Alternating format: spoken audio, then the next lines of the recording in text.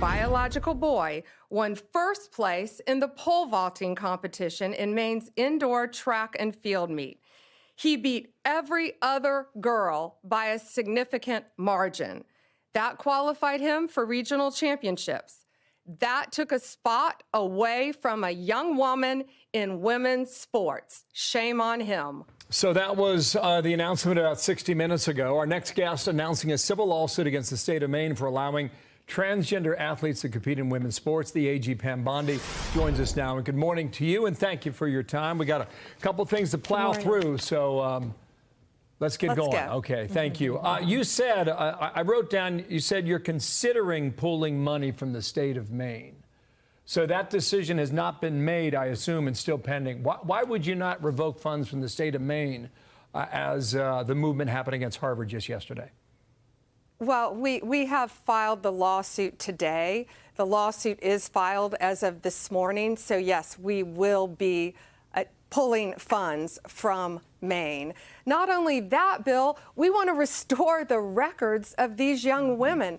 You know, these women lost records. One didn't go to regionals, one didn't go to state, all because of a boy. All of these records should be restored, not only in Maine, but around the country, of these young women. You know, Riley Gaines started training for swimming when she was 4 years old. She made it to the Olympics. A lot of this around the country is being taken away from young women now because boys are competing in women's sports. And it's more than that. It's a safety issue. They are completely changing clothes, getting nude in young women's bathrooms. Try being the parents of these young women.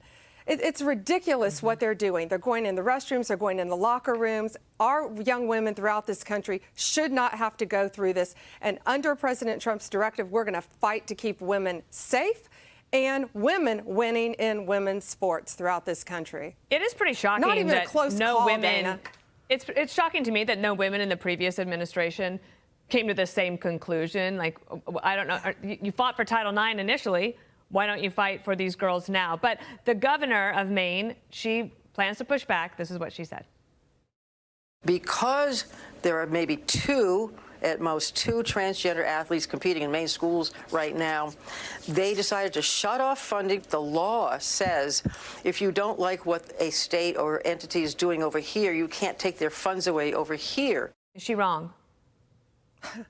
Yeah, she's very wrong. First, to say only two is shocking.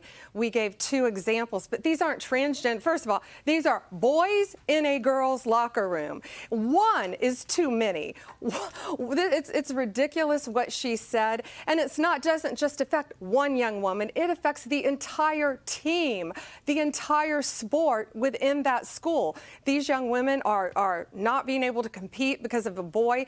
The boy in 2024 came in 43rd in his category in track and field. Yet, when he competed in the women's sport, he won. You know, Governor Mills shouldn't have said that, shouldn't have done this, should be supporting women in the state of Maine, and we're going to fight for them if they're not. Okay, topic number two, this illegal that was shipped out to El Salvador, had been living in Maryland. It's a hot topic. Wall Street Journal editorial board summarizes it the following way. It says Mr. Trump would be smarter to play the long game. He has many much bigger issues than the fate of one man that will come before the Supreme Court. By taunting the judiciary in this manner, he's inviting a rebuke on cases that carry far greater stakes, end quote. What they're saying is keep your powder dry for now. Don't blow it on this guy. What do you think about that? Well, we did the right thing. It was one additional step in paperwork that needed to be taken. Now he is declared as a foreign transnational gang member. So, Bill, even if President Bukele said, we'll send him back, all that would happen is one more step in paperwork and he would go right back to El Salvador because he is an MS-13 member. ICE testified to that. There was a witness testimony. There was an immigration judge who testified in 2019. There was an appellate judge. All of these individuals and judges ruled that he was a member of MS-13. They are one of the most violent gangs. He is an illegal alien, and I'm sick of the liberal media saying that he's a Maryland man. He's not a Maryland man. He's a guy from El Salvador who's part of one of the most violent gangs in our country. They are organized. They are committing some of the worst crimes in our country. You know, just right here here, half an hour away from where I'm standing, we arrested a MS-13 member who was one of the top in the entire country of MS-13. And he didn't have any charges until we went in there. He had 4 guns. We charged him with the gun charges. We dropped the gun charges because we're going to send him back to where he came from, El Salvador. He is now fighting us in court not to drop the gun charges so he can stay in the state. Pretty absurd. Right. The lawyer who was suspended in the case, did he have the full information at that time? Or is there anything he could do that could get himself back into the Justice Department? I'm curious what merited his suspension in this particular case as it's evolved. You know, when you represent the United States of America as an assistant U.S. attorney, you argue for the Constitution, for the United States of America, and for your clients. And he didn't do that. He argued against Homeland Security and the State Department.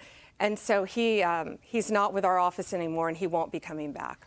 I want to squeeze in one more topic. There's news here in New York that deals with Letitia James. She tried to prosecute the now President Trump in his second term. I just want to read a couple things. Criminal referral, then a response from James's office here in New York. James, for both properties listed above, this deals with real estate now, going back decades, really, appears to have falsified records in order to meet certain lending requirements and receive favorable loan terms, all right?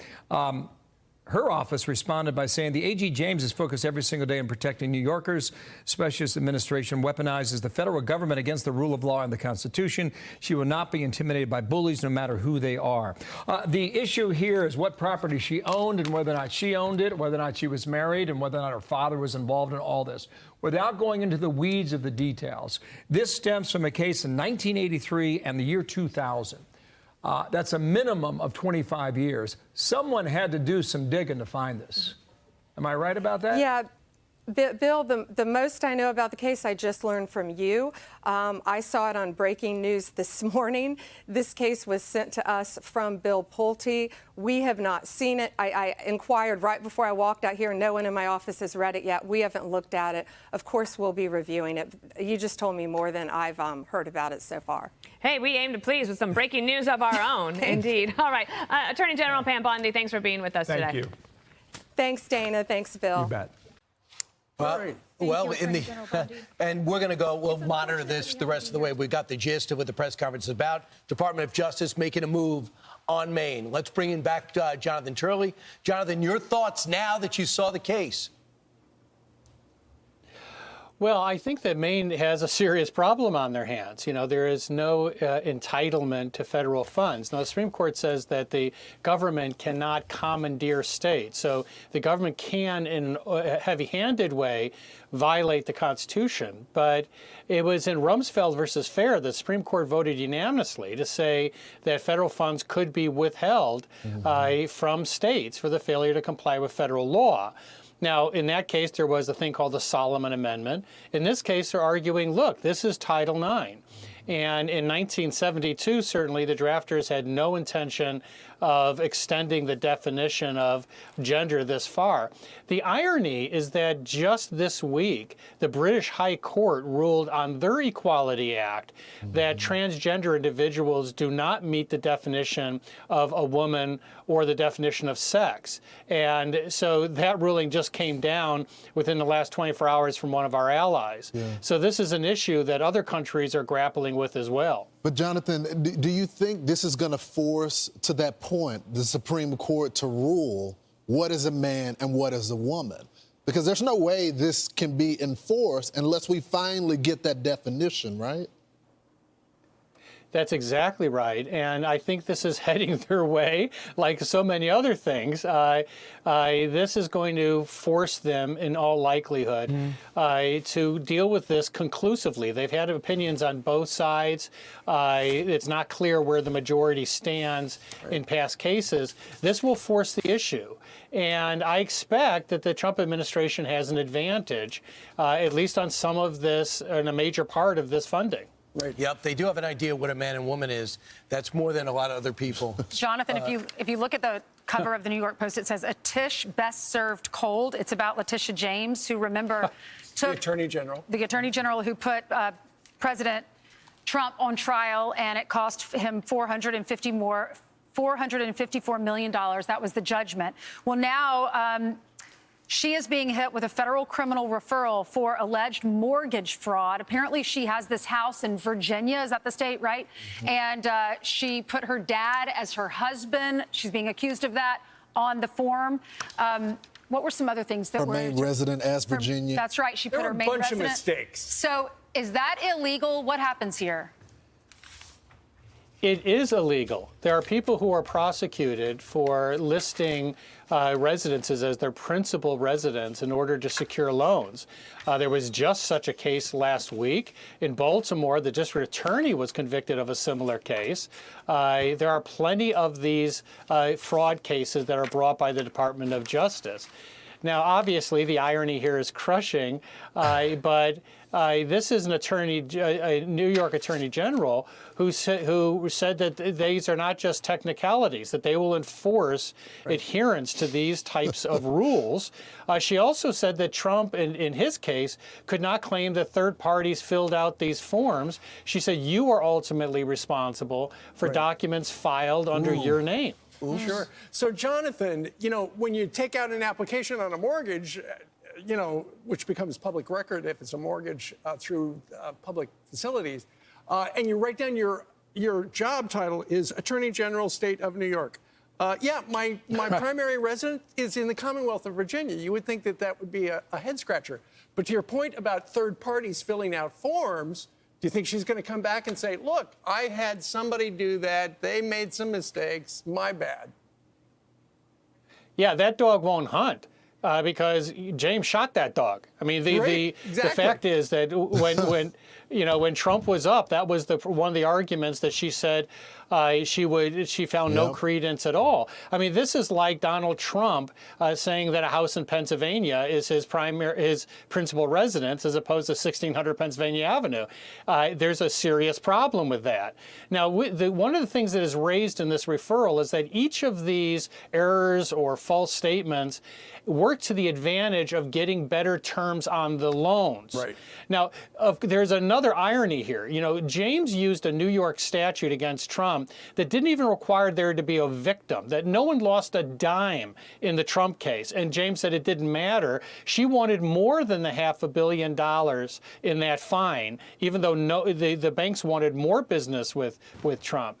In this case, they will be able to argue that these were false statements that worked to her advantage. Now, the Supreme Court just ruled on one of these statutes it's a section 1014, but it narrowed the definition, but this would still meet that definition. These are direct false statements. Wow. Incredible. So in 83 and 2000, she had her dad as co-signer and listed him as her spouse. Sounds like she's in trouble. That doesn't sound right.